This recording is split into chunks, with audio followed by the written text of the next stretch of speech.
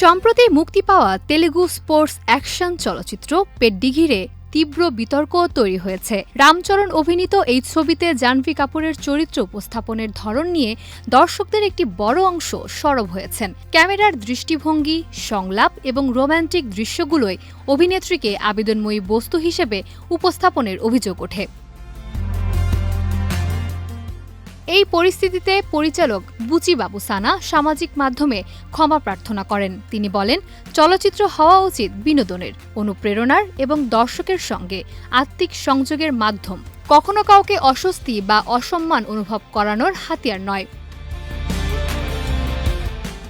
Sports drama ঘরানার এই ছবিতেই প্রথমবার দক্ষিণী সুপারস্টার রামচরণের বিপরীতে পর্দায় এসেছেন শ্রীদেবী কন্যা জাহ্নবী কাপুর।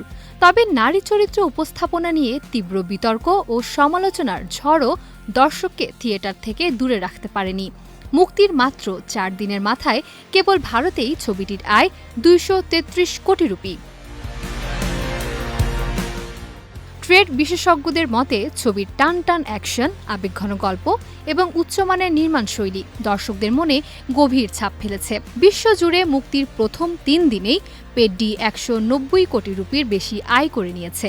সপ্তাহের বাকি দিনগুলোতেও এই সাফল্যের ধারা অব্যাহত থাকবে বলে আশাবাদী হল মালিকেরা।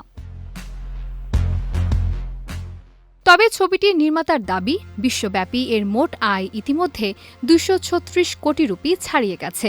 ছবির আয়ের এই গতি দেখে চলচ্চিত্র বিশেষজ্ঞরা মনে করছেন, খুব দ্রুতই এটি বিশ্বব্যাপী 250 কোটির ক্লাবে প্রবেশ করবে।